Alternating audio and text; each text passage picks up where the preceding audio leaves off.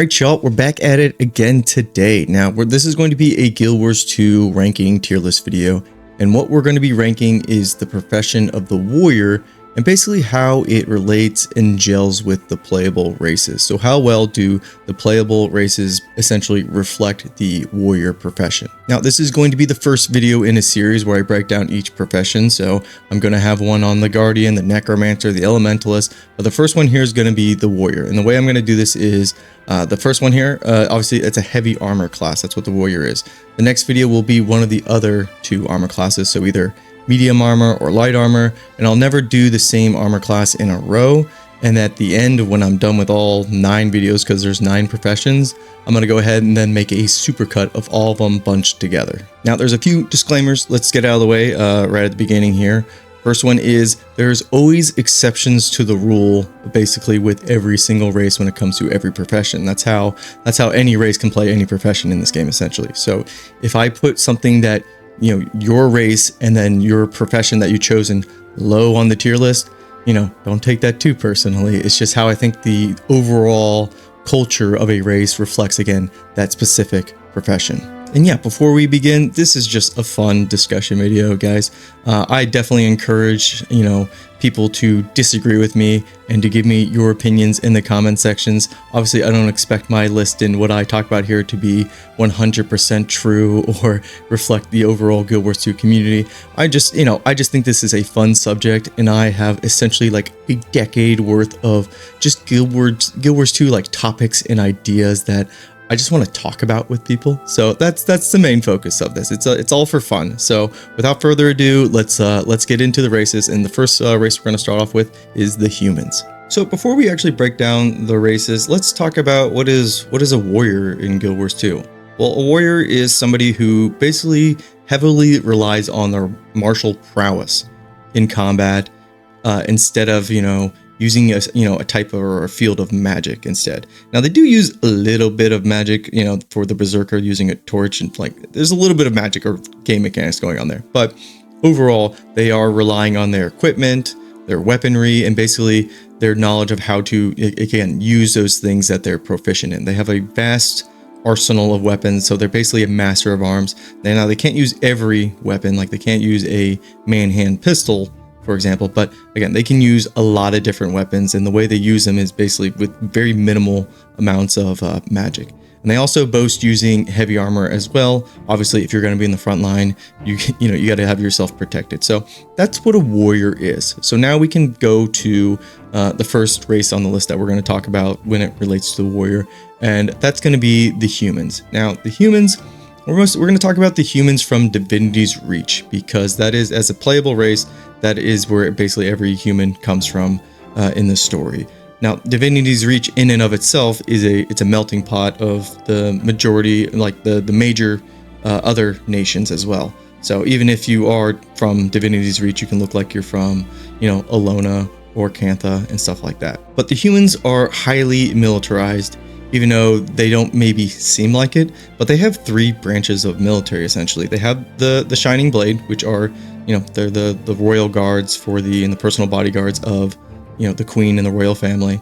You have the ministry, which the ministry guard, which again, they're more like bodyguards for the ministry and, you know, the politics going on there. But then you have the Seraph, which is, I'd say, the major military. And they have had campaigns against the Charr. They've had campaigns against the Centaur. I think they're still at war with the Centaur, technically. And they've also had to fight the White Mantle.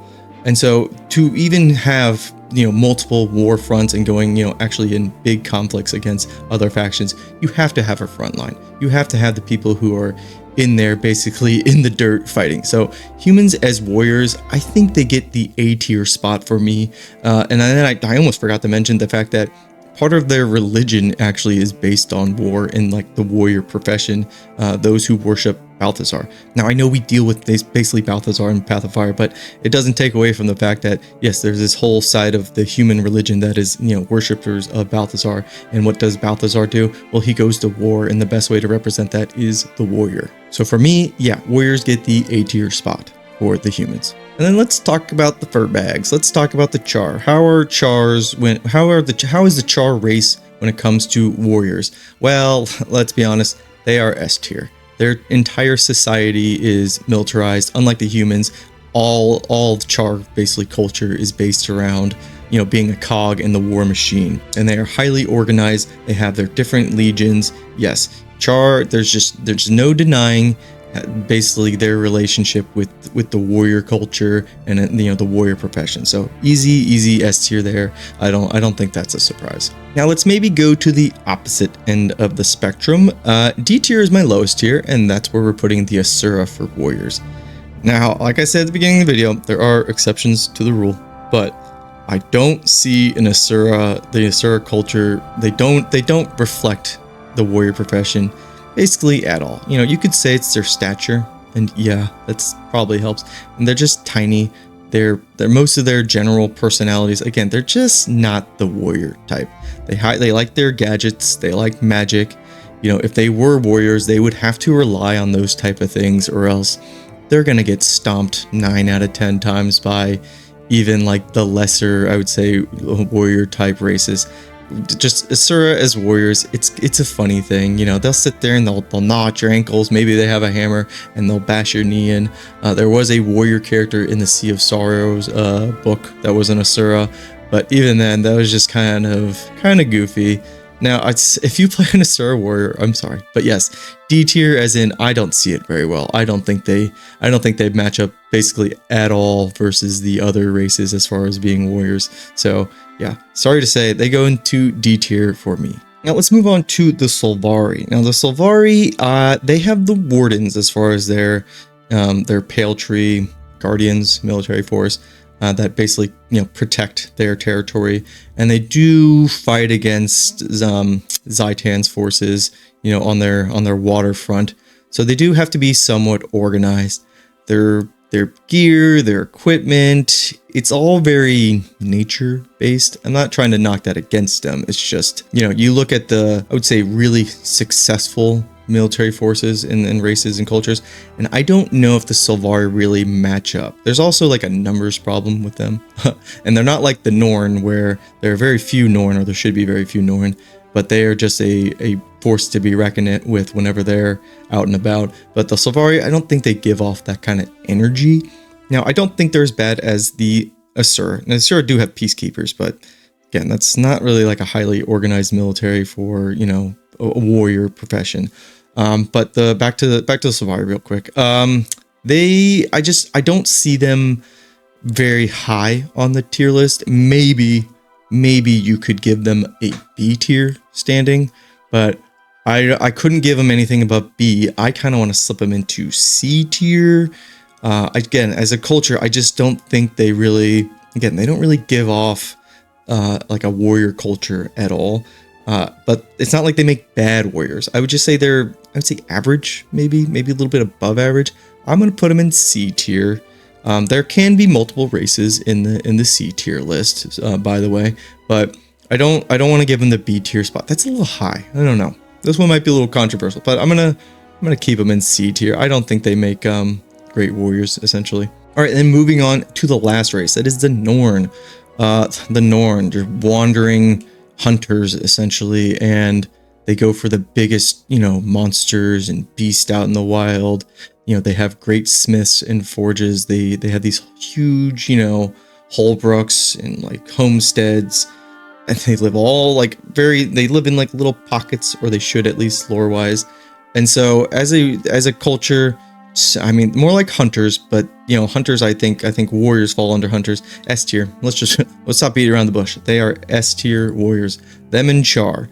You know, the Charr are highly militarized as a complete society. The Norn are more independent, but just because of their physical stature and basically their characters that you do see in lore and in the story, just a lot of them, again, they just give off huge like warrior vibes, kind of like Vikings essentially, maybe kind of. I don't think you could put the Norn lower than the Charr. I think they're the two, like, again, warrior races that would go head to head, and it would be a very bloody conflict, and I don't know which one would actually, you know, edge it out. Maybe that could be a discussion in the comments of like, oh, you know, a Norn warrior versus a Charr warrior. You know, the Charr warrior might have better equipment and weapons, but the Norn is just, again, just a much more formidable foe physically. You know, they do have their own armor, and like just give them a stick. I don't know who would win. Not to mention the Norn can turn into freaking animals as well. So it's like, who would win between those two? And that's kind of what this ultimately comes down to. If you go head to head with these races, who would win? Like, you put a Charr warrior versus a human warrior, who's going to win? Probably the Charr most of the time. Not that the humans can't win, because they have proven that they, again, have gone to war against the Charr, and the Ebon Vanguard have held off against the Charr for how long? You know, that's not just because of a wall. It's because they were able to have bloody campaigns against them. Anyways, but that's how I kind of like place them up against each other. So that's why the humans are, you know, they sit in that A tier spot. And then the Charr and the Norn, both an S tier. And then the Sylvari, somewhere B, C tier. I'm sticking them in C tier. And the Sylvari, yeah, they're a little too naturey for me to be considered like high up on the warrior list. And then those Asura, it's kind of a joke, a little bit of a meme there. So yeah, that's my list there. Let me know how you guys would rank, you know, each of these races when it comes to the warrior profession. Remember, there's always exceptions to the rules. This is just for like a fun discussion. And then yeah, what profession would you guys like to see next? It's got to be something in the medium or light category, but I am open to basically what people want to see first. These things aren't going to be shot out every day. You know, I like to take my time. It's more of a hobby-based channel. But yeah, that's the video. So if you made it this long, consider hitting that like and subscribe button. We hit over 1K. That is freaking awesome. I'll probably talk a little bit more about that in a Baldur's Gate video, just because those are a little more long-winded, I think, and I think those would probably fit in a little bit better there. But anyways, that's the video. If you made it this far, thank you very much, and I will catch you on the next one. Peace and take care.